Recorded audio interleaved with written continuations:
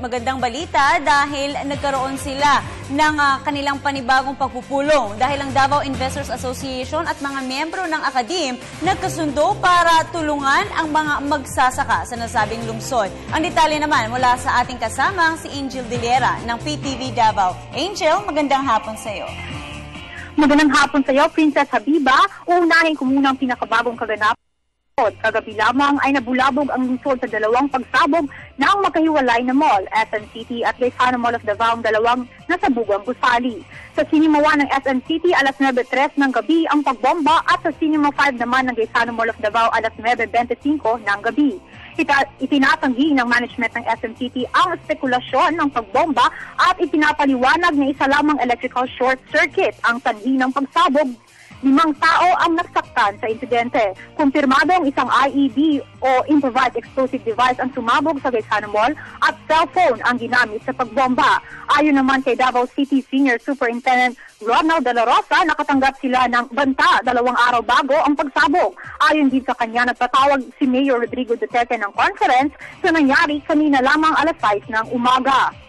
Sa kasalukuyan, hinihintay pa lamang ang resulta ng eksaminasyon ng post-blast investigator.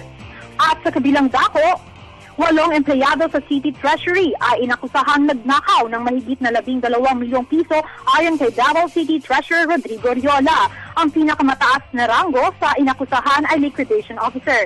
Hindi pa natitiyak ang kasong maaaring ipataw sa kanila at ipapaubayan na lamang ang desisyon sa City Legal Office.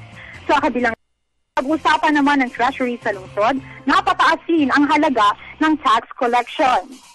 At para sa karagdagang balita, nag-anunsyo si Vir Sanggutan, Executive Vice President ng Davao Inventors, tungkol sa gaganaping Regional Inventors Contest and Exhibit ngayong Nobyembre 22 hanggang Nobyembre 24, kung saan magtatagisan ng kahusayan ang mga profesional pati na rin ang mga nagkagalingang estudyante.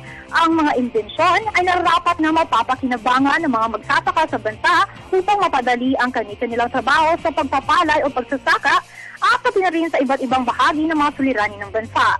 Panawagan naman ni Vir Sanggutan ng Davao Inventors sa mga lalahok at mananalo sa patimpalak na sundin nilang nararapat na proseso at nang maging accredited member of Davao Inventors Association. Ito ay tulong na rin sa mga inventor at sa mga nagnanais na tumangkilik sa kanilang mga imbensyon. Ang nasabing paligsahan ay sinusulong tungo sa mithi ng Davao Inventors na maitupad ang ordinansang Davao City Research Innovation Livelihood Training Center na nakapaloob sa Executive Summary. Mula sa Davao City, para sa Telebisyon ng Bayan, Angel Pizarro Diliera.